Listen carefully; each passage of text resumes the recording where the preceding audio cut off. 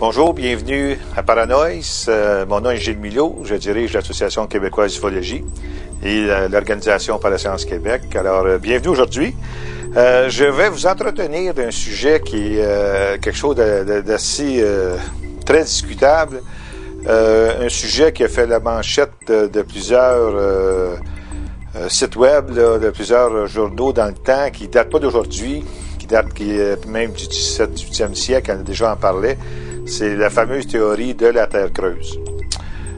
Vous pouvez facilement, à l'Internet, trouver des sites qui ne parlent que de ça. Il y a des gros groupes de discussion comme HoloEarth.com, HoloEarthTheory.com, dans lesquels vous pouvez voir tout ce qui se passe, les discussions, les photos. C'est vraiment quelque chose de spécial. Aujourd'hui, à cause de... C'est un sujet qui est quand même assez important. Par le contenu.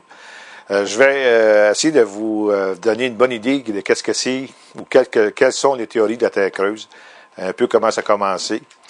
Et je vais essayer de faire ça d'un côté assez brief pour remplir le contenu d'émission et non pas, parce que c'est quelque chose, encore une fois, de très, très vaste. Alors, cette fameuse théorie de la Terre creuse, c'est pas compliqué.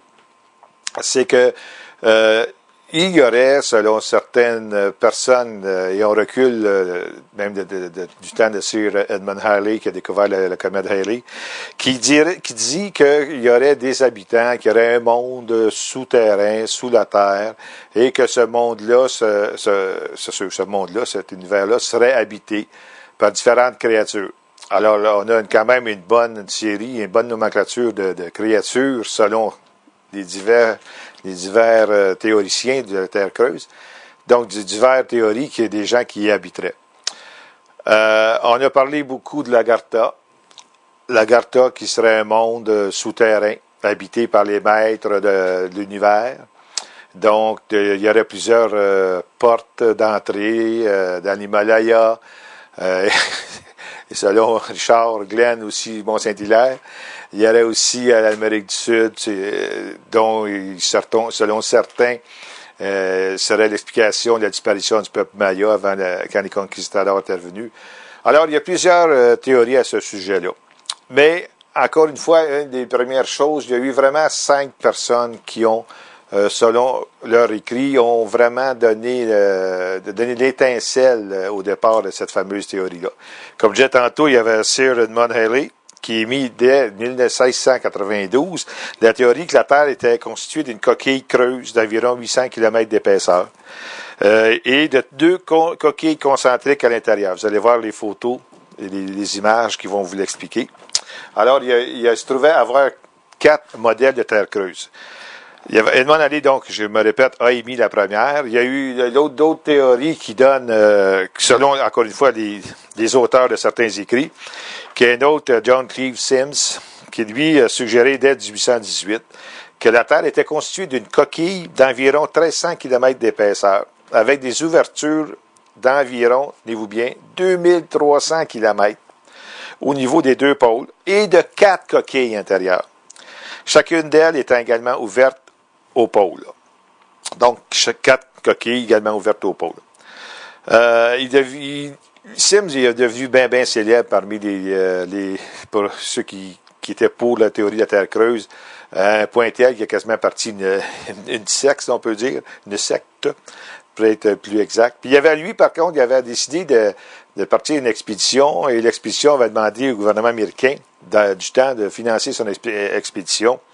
Alors, le président Andrew Jackson, qui est en fonction comme président de 1829-1837, il a mis fin à la tentative, disant que c'était pas quelque chose de sérieux, qu'il y avait de l'argent à dépenser ailleurs que là. Alors, c'est un autre écrivain qui avait participé assez activement à la théorie de la Terre creuse, c'est au début du 20e siècle, c'est William Reed, qui a écrit un livre, Le fantôme des pôles, en 1906. Lui, il proposait l'idée d'une Terre creuse, mais sans coquille ni soleil intérieur. Par la suite, Marshall Gardner, puis qui n'est pas à confondre avec l'écrivain scientifique Martin Gardner, ceux qui connaissent, ont écrit un livre qui s'appelle Un voyage vers l'intérieur des terres en 1913. Puis une autre édition enrichie en 1920. Lui, il place le soleil à l'intérieur de la Terre creuse. Puis, il a même fait, construit ou créé un modèle qu'il a breveté, n'importe quoi. Alors, ce sont pratiquement ces personnes-là, avec tout récemment Raymond Bernard, qui lui, Raymond Bernard, a écrit un livre, La Terre creuse, qui est probablement le plus connu de l'ère moderne, là, qui a vraiment mis l'étincelle à tout ça, en 1969. Lui, il prend les idées de Gardner, pas mal. Mais il rajoute ses propres idées en disant que, selon sa théorie, ce serait l'endroit d'où proviendraient des ovnis. Donc, les fameux intraterrestres au lieu des extraterrestres. C'est assez spécial comme théorie. Vous pouvez aller voir dans l'Internet pour avoir plus en détail. Mais c'est plus qu'on a de théorie, plus on a d'écrivains, bien plus qu'on a de théorie. Malheureusement, le fait de prouver leur théorie, c'est une autre histoire. Puis personne d'entre eux a réussi à le faire. Mais il y a des choses quand même assez étranges dans la théorie de la Terre creuse, surtout sur les photos.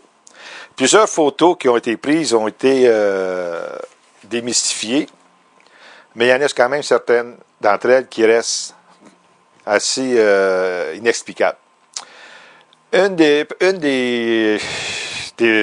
Plusieurs photos qui auraient été prises par les satellites montrent un trou noir, vraiment un beau trou noir.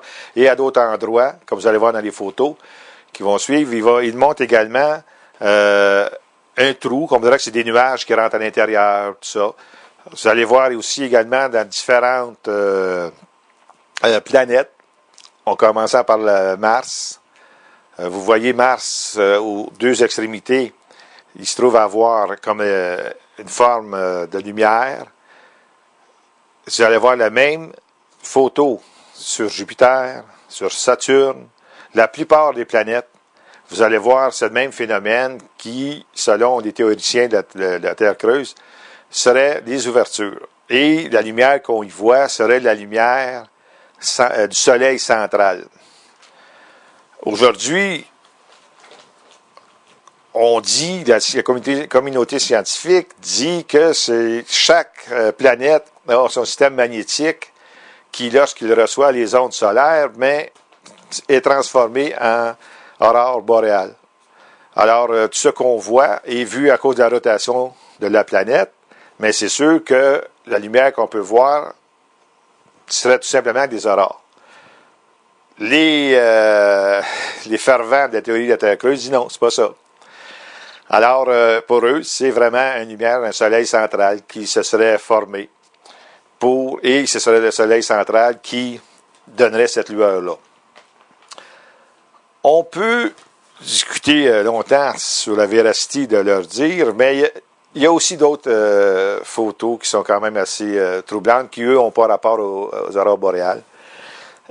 Donc, le fameux, je parlais tantôt, genre des trous noirs qu'on voit, ou des choses que c'est comme absolument rien, qui laissent présager un trou dans l'intérieur de la Terre. Mais ce phénomène aurait été démystifié, disant que les satellites, lorsqu'ils prennent des photos de la Terre, sur un certain angle, ils ne peuvent pas prendre la photo. La photo ne se prend pas, il se forme comme un rond qui serait comme un milieu de l'objectif de la caméra. Étant loin d'être un spécialiste, je vous répète seulement ce qui se dit dans ce sens-là. Alors, pour la communauté scientifique, tous les éléments que les théoriciens de la Terre creuse utilisent seraient mal compris et seraient tout simplement des phénomènes naturels. Il n'en demeure pas moins que ça a, à ce jour, suscité énormément d'intérêt.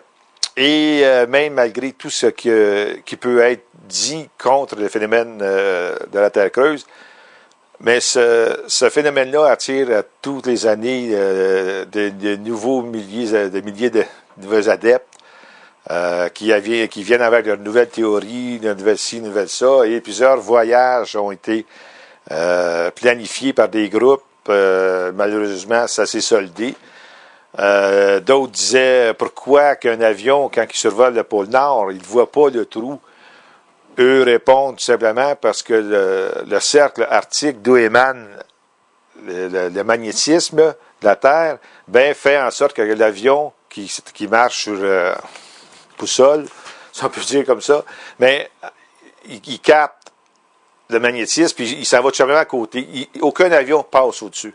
Parce que pour eux autres, c'est comme le point du pôle magnétique, mais pour eux autres, pour nous autres, c'est un point.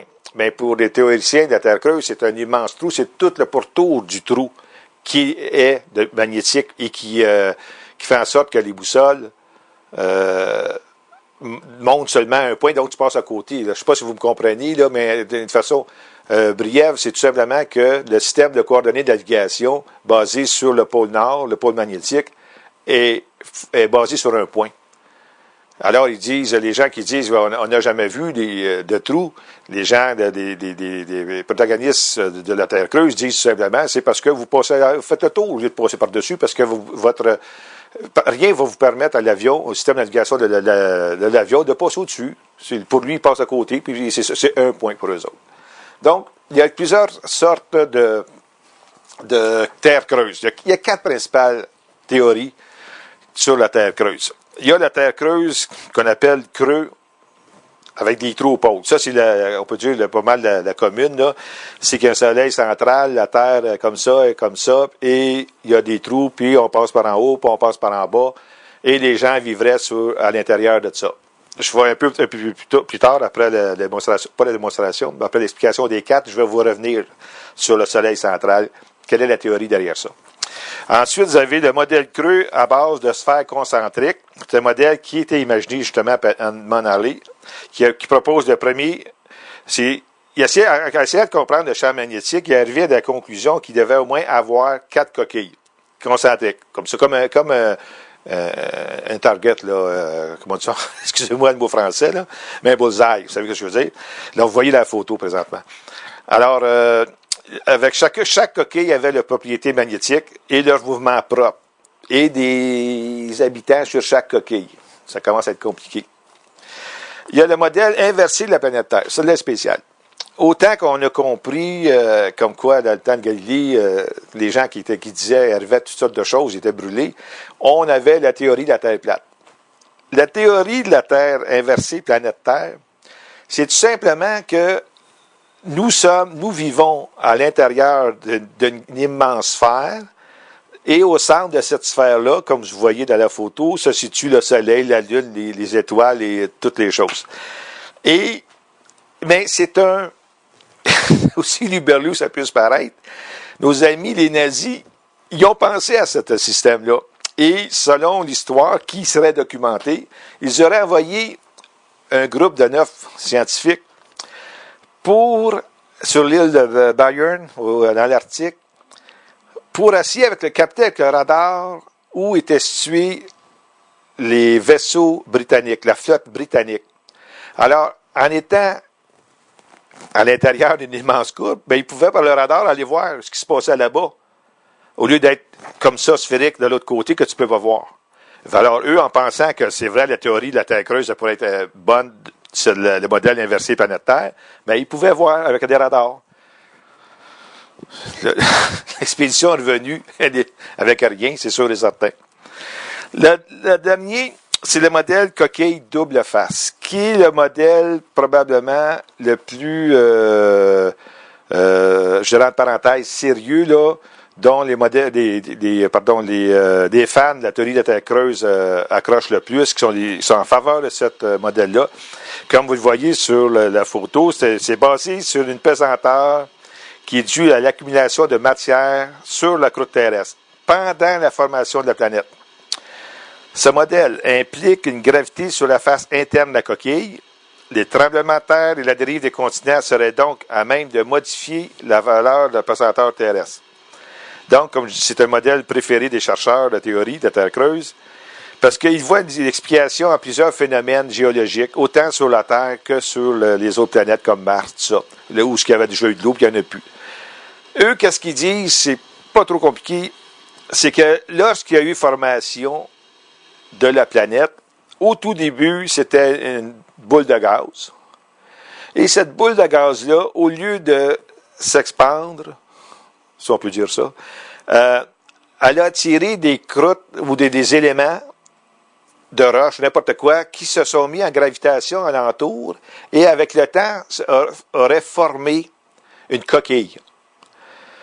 Et parmi ça, cette coquille-là, avec l'épaisseur qu'elle pouvait avoir, il y avait une couche, il y avait où on trouve le plasma liquide, ces choses-là. Et on trouve également une certaine forme de gravitation. Il y a beaucoup de discussions là-dessus, parce que gravitation et attraction, c'est différent. Gravitation, ça dépend de sens que vous êtes. L'attraction également. L'attraction, c'est un sens. Gravitation, vous pouvez l'avoir les deux sens. Fait qu'ils disent, sans rentrer dans les détails, que l'attraction ou la gravitation ferait en sorte, et une certaine forme de force centrifuge, que les petits habitants, qui seraient comme nous, qui seraient minuscules sur la surface de la Terre ou à l'intérieur de la surface de la Terre, pourraient aisément y vivre sans tomber dans le centre. Et ce qui n'empêche pas les gens à l'extérieur de la Terre également de vivre aussi à cause de l'attraction de la gravitation. Mais les scientifiques sont venus en disant, ceci serait pas vrai à cause qu'une certaine distance dans le vide, il se forme un genre de sas qui fait en sorte qu'il n'y a plus de gravitation, il n'y a plus de force qui existe. C'est comme vous flottez dans le vide. Donc, les gens qui seraient là, les personnes, les extraterrestres, pas sûr qu'ils seraient capables de... Peut-être des extraterrestres avec des... Ça vole, je ne sais pas. Mais ça ne fonctionnerait pas, ce système-là. Alors, pour terminer, qu'est-ce que je voulais dire aussi, qui est important, selon les différents théoriciens qu'on a eus sur la fameuse histoire de la Terre creuse, c'est que pour plusieurs, ce serait l'endroit où seraient partis les gens de l'Atlantide, serait l'endroit où seraient partis les Mayas, ce serait l'endroit également où vivraient des êtres supérieurs, qu'on connaît le genre de l'Agartha, qui seraient les maîtres du monde, et certains d'autres qui aiment beaucoup la science-fiction, mais qui y croient, ce serait probablement l'endroit où demeurent deux races, des grands blonds et des petits gris. On peut les appeler les Terros, qui seraient comment je vais dire ça, la race positive, bienfaitrice de l'humanité, et les Déros, qui seraient à la base de toutes nos calamités, qui seraient les êtres négatifs qui y demeureraient. C'est des êtres qui sont en conflit. Les Terros, les positifs, nous auraient aidé à progresser, à évoluer. Vous pouvez en mettre là, comme bon il vous semble. Là, je pense que vous êtes aussi bon. Votre théorie va être aussi bonne, aussi valable que n'importe quelle autre. Il y a un voyageur avec son fils qui est danois, qui est un viking, qui raconte dans une épopée viking son voyage, avec son fils dans un endroit féerique, bucolique, et dans lequel, pourtant dirigeant vers le nord, où ils se sont trouvés vraiment dans une chose super, comment on va dire ça, féerique, quelque chose de la végétation, les animaux, ces choses-là, directement quasiment où ce qui était le pôle Nord. Il y a aussi l'histoire de l'amiral Byrd, que vous pouvez aller voir sur le site web de l'AQU, dans la section Parasciences, qui serait l'histoire de son voyage et qui aurait été comme kidnappé par des êtres qui connaissaient tout, qui savaient tout. C'est excessivement intéressant. Je vous l'invite d'aller le voir dans la section Parasciences, encore une fois, l'étrange voyage de l'amiral Byrd. Et par la suite, ben ça va nous faire, si vous êtes toujours intéressé par le